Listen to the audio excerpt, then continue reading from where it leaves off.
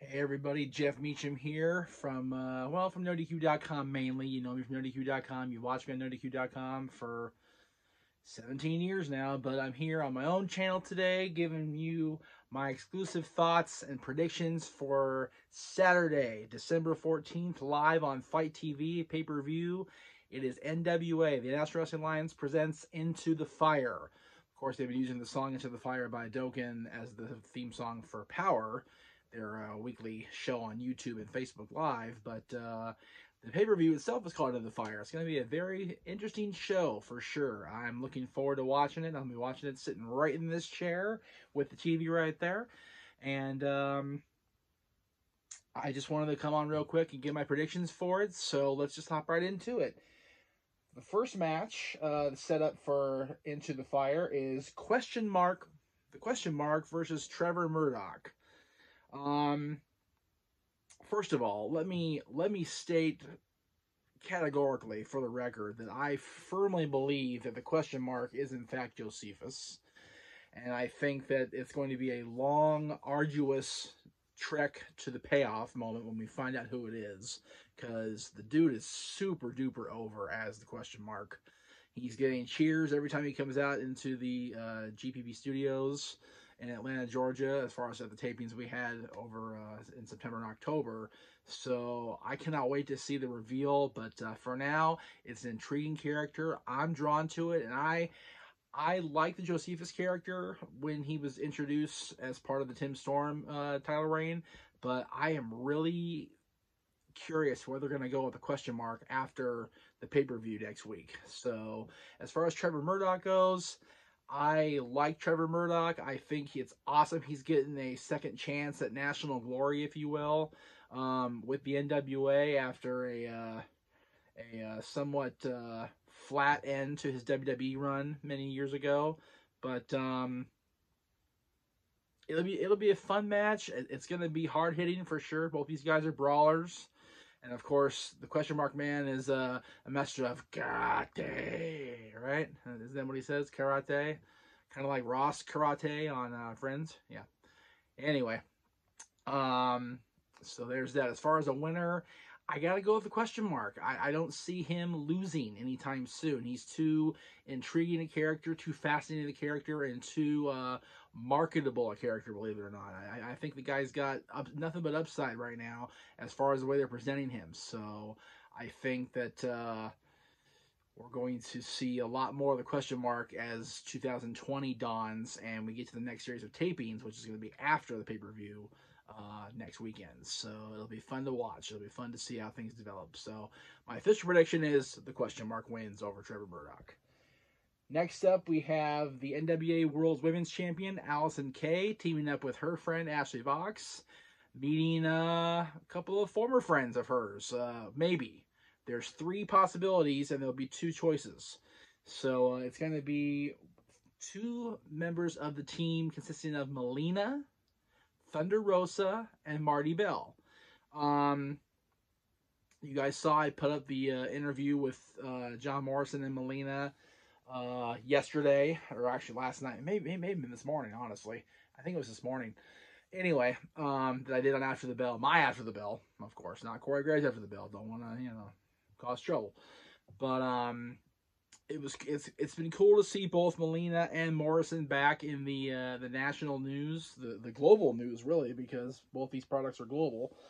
But I love seeing Melina back in any capacity. She's a wonderful lady, sweet woman, just a remarkable person, and it's great to see her back in the national spotlight. It's great to see Thunder Rosa getting a chance after leaving Impact, and same with Marty Bell. Both those girls had a huge impact in Impact. They really did. Marty Bell, of course, with the Dollhouse, and Thunder Rosa with her storyline with Allie and I believe Rosemary. I wasn't watching Impact, so I don't remember exactly, so I apologize. But then you have Alison Kay, who also made a huge impact in Impact as the Knockouts champion. And then you have Ashley Vox, who's a relatively new face, I should say, to the national audience. But it'll be a good tag team match, back and forth. Originally, I told my old wild partner Travis this last night that I was going to go with Melina's team uh, with victory, but they've been getting the upper hand so much on Alison Kay and Ashley Vox, and Alison Kay is, after all, the world women's champion. So you got to believe there's going to be some sort of retribution coming for Team Melina. So I think that the champ and her partner are going to get the Duke in this particular encounter, but this is going to be far from over after next Saturday for sure. This is going to be continuing well into 2020. Hopefully we'll get a good singles match between Alison Kay and Melina. Maybe we'll see Melina become the new NWA World's Women's Champion, but I wouldn't mind seeing Thunder Rosa be the champion either. That'd be really cool to see either one of those two become the new NWA champion. That'd be really, really sweet. So my official prediction is Melina's team loses. Alison Kay and Ashley Vox go over. Let's see here. Okay, singles match. I gotta do it right. Ely Drake versus Mr.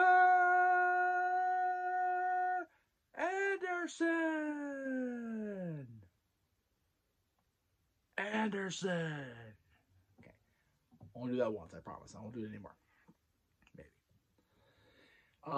This honestly is the match I'm looking forward to the most because I love both of these guys so much. I got to see Mr. Anderson when he was still Mr. Kennedy in the WWE at WrestleMania 24 when he attempted to win back-to-back Money in the Banks. He had won 2007. I was there in 2008 when he competed in Orlando, the year that CM Punk won the first time.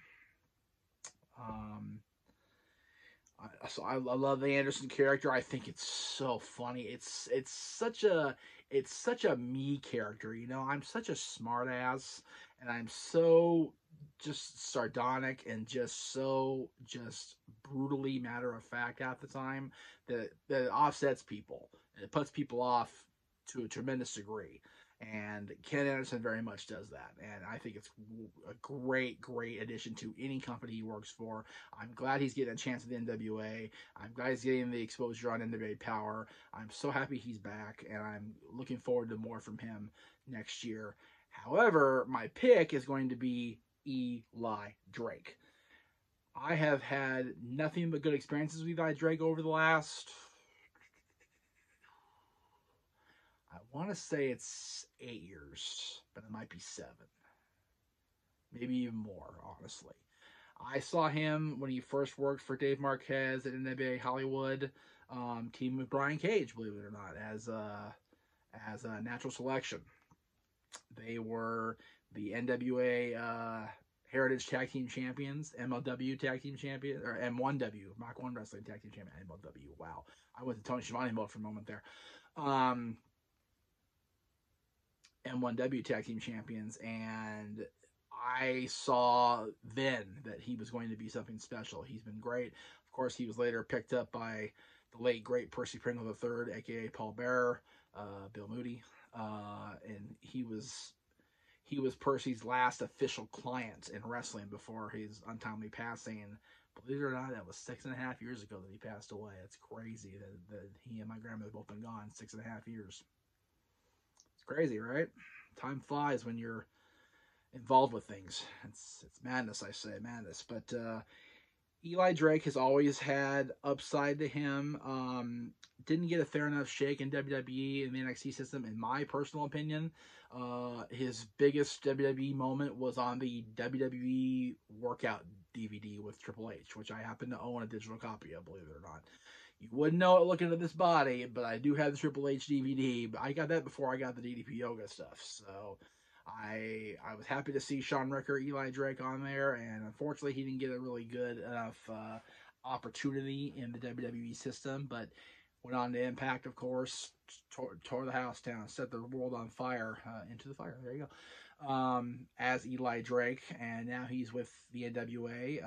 And he's done a great amount of work in the last 2.5 months of television. So I think he's going to win here. I think he needs the win more than Ken Anderson needs the win in order to continue down the path that I see him going, which is to the World Heavyweight Championship. So there you go. I see Ely Drake winning here next Saturday on the 14th. Now we get into the title matches. Yes, let's go with the NWA National Championship first. We have Colt Boom Boom Cabana, of course, two-time national champion, former two-time world's champion. We have Ricky Starks, who is, I don't know if he's a rookie, like first-year rookie, but I've never seen him until NWA Power, and this kid is just phenomenal. He can do stuff in the ring I haven't seen from a guy his age in a long time, and he's got charisma for friggin' days. This kid can just talk a blue streak and back it up in the ring, which is important in independent or non-WWE wrestling. You gotta make sure, you gotta be able to talk your talk and walk that walk to back it up, man. Ricky Starks can definitely do it. But so can the other guy. The guy I think is going to win the national championship at Into the Fire in Georgia, Aaron Stevens, the former Damien Sandow / Damien Mizdow. Very, very cool seeing him back. Again, I keep saying the words national spotlight or national stage, but all these guys that are coming in from, leaving WWE or leaving the business altogether like Aaron Stevens did for a while, he has been so great on NWA Power. His character is just flawless to me. He's such a great heel. He talks a whole lot of talk and doesn't back up a lick of it. And I think it's great that they have a heel that does that. He's very unhorseman-like, where he doesn't back up his talk. He just talks and then gets his ass whooped. I think it's great. It's just so good. So good. But I do think he's going to back it up here. I think he's going to get a cheap victory. I think he's going to get a surprise roll-up or a steal a pin or something. But he is going to be, Aaron Stevens, your new NWA National Champion. That's my official prediction. Now we come to the World Tag Team Championships. And my goodness, what a surprise last night on NWA Power when the Rock and Roll Express, Ricky Morton and Robert Gibson, became 9-time NWA World Tag Team Champions. What a moment it was, even with the edited versions of Cornette's commentary cut out of there. And I by the way, I did appreciate and respect the NWA for giving that little nod to James E. During that segment of NWA Power. Very, very classy by Joe Galley and the NWA team to give Cornette their respect. What happened. I haven't commented on it very much, and I'm not going to. But I thought it was very classy of them to respect him in a way that didn't, condone what he said, but respect his contributions to the company and to the wrestling businesses in general. So good for the NWA, and hopefully Jimmy bounces back. Anyway, the Rock and Roll Express upset. Yeah, they're getting up there in years, but is them winning the World Tag Team Championships really an upset, even in 2019? They are Hall of Famers, yes, but they're Hall of Famers, so they should be winning matches, right? They should be on the winning track, and they beat the wild card, Royce Isaacs and Tom Latimer, and they are the World Tag Team Champions as of this taping. So they're going to go into NWA Into the Fire and defend the championships against the wild card. And I think their moment is at hand. I think the Rock and Roll's got the great Cinderella story. They got Jimmy Cornette raising their hands in the ring and in the middle of the GPP studios. And I think that their time is going to run short. So I think they're going to lose the championships back to the wild card. Isaacs and Latimer are the future in tag team wrestling in NWA as far as I'm concerned. Those guys are just tremendous, both of them. They've both had great success outside of the NWA. Of course, Latimer was Bram at one point in Impact, and Royce Isaacs is a big name here in Championship Wrestling from Hollywood. He's been the TV champion. He's been the Heritage champion. And nothing but upside for both those guys. And I think that they're going to give the Rock and Roll Express everything that they got on NWA Power last night and then some and regain the Tag Team Championships. Which brings us to the main event. And it is 2 out of 3 falls for the NWA World Championship. Fall number 1 will be refereed by Brian Hebner. Fall number 2 refereed by the Perfect Storm himself, Tim Storm. As named by Nick Aldis. Of course, James Storm, his opponent, named Brian Hebner the referee for the first fall. So, interesting choices for the referees for the first 2 falls. I'm curious if they're going to name a special referee for the 3rd fall, or they're going to have their head official, whoever that may be. I don't know off the top of my head. You have to help me out there in the chat room, and I'll be chatting along with you here. This is going to be hopefully a live premiere at noon today. We'll see how things go. I got 55 minutes. We'll see how things play out. But this is the match everybody's coming to see, the World Championship, the legendary, famous 10 pounds of gold on the line. And I originally told Travis when I talked with him that I was going to pick James Storm to win the World Championship with Camille's help, because Camille's acting awful shady. But the fact that I'm picking Aaron Stevens to win the title and the wild card to win the championship, I think I'm going to go with Nick Aldis to retain the World Championship and remain the national treasure atop that mountaintop. And going into 2020 as the NWA World Heavyweight Champion. So that's where I sit for NWA Into the Fire. Don't forget, you can check out NoDQ.com for coverage. I don't know if anyone's going to do live coverage. I'll be live tweeting along during the show. So you can check me out at _Jeff Meacham or NoDQ.com/Jeff. NoDQ.com/merch for all the NoDQ merchandise. Pro Wrestling Tees, you can find my shirts under the NoDQ banner. NoDQ and AV is the name there. Or NoDQ.com, search NoDQ.com and it'll come up also. I got 3 shirts there, I think, still. Plus the ones at the panel I've been on, but 3 specific Jeff Meacham shirts. Including the Talk Wrestling shirt, which I still have somewhere in this room. And that's it.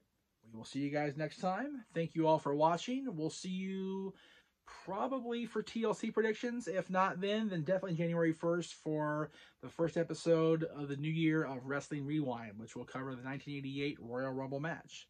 Either way, we'll see you next time.